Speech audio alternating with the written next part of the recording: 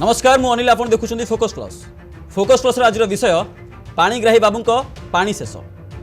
दर्शक बंधु आमे केउ पाणीग्राही कथा कहूँ ताहा आपण माने मो पछरे फटोरू जानि पारुथिबे। तेबे जिबा संपूर्ण खबर।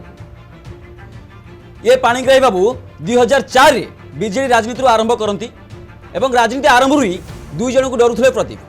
जड़े होउछन्ती सेतेबेलर गंजाम टाइगर रामकृष्ण पट्टनायक आउ जड़े होउछन्ती वर्तमान गंजाम टाइगर वरिष्ठ कांग्रेस नेता विधायक रमेश जेना। 2009 मसीह प्रदीप बीजेडी विधायक होती। केवल सेतिक नुहे विधायक हेबा सांग को मुख्यमंत्री नवीन पट्टनायक प्रतिनिधि भाव में पावर प्लस सुजोग मिले प्रदीप पाणीग्राही। परे परे प्रदीप प्रतिहारा बढ़े आउ क्षमता पाइबा परे निजको निज इंद्र भावती प्रदीप। आउ प्रदीप टार्गेट रुहंती एही दुई गंजाम टाइगर। प्रदीप भावती एही दुई जन हटिले ही गंजाम जिले से एक छत्रवाद शासन करेंगे। परे परे से रामकृष्ण पट्टनायक को हटाइबा सीना सफल होती हेले रमेश जेनाकर रूमर टीए भी बंका करि पारंती नाही। अनेक परिश्रम पर 2015 मसीह मिथ्या केस रे रमेश जेना को जेल में भर्ती करिवारे सफल होती प्रदीप। आउ सेबेठारु ही प्रदीप का भाग्य रे शनि चलन। रमेश जेल गले सत किंतु गंजाम जिला और कांग्रेस दल में रमेश लोकप्रियता कमिया बदल आहरी बढ़ी जाए। यार फलस्वरूप रमेश जेल थाई मध्य काउंसिलर उपनिर्वाचन में जितिले रमेश प्रार्थी। गंजाम जिलार समस्त सरकारी कल पुलिस बल एपरिक भुवनेश्वर जाइथिबा बीजेडी नेता मध्य रमेश को हराई पारिले। शेष में हारिले बीजेडी काउंसिलर प्रार्थी शिशुपाल हेले प्रदीप। पर पर बीजेडी सभापति नवीन पट्टनायक जानी जाती जे प्रदीप होउछंती जने कागज बाघ जे तांको बल रे बलियान। किंतु प्रदीप ना अच्छी निजस्व किछि अच्छी ना किछि अच्छी अस्तित्व। से दिन ठारू बीजेडी रु प्रदीप को हटाइबार पड़िला मूलदुआ। मुख्यमंत्री ब्लू वायर थिबा प्रदीप को कहीं बासी डैश रे ही पचारे। पर 2019 रु बीजेडी टिकेट पाई प्रदीप विजय हेले सत हेले दल रे एक घरिया होई रहिले। सरी न थाए प्रदीप शनि दशा। 29 नवेम्बर 2020 रे जनविरोधी कार्य पई बीजेडी रो मुख्यमंत्री क्षमता उपभोग करुवा प्रदीप को दल रु विदा करागला।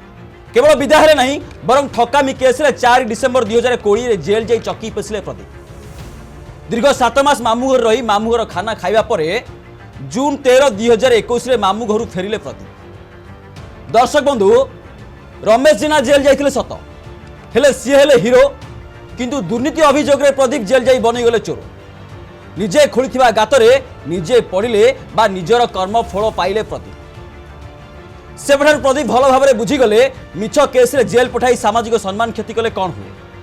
पर पर शंखरू तड़ा खाइथिबा प्रदीप विकल्प भाव में 21 फेब्रुआरी 2024 रे बीजेपी रे सामिल होंती।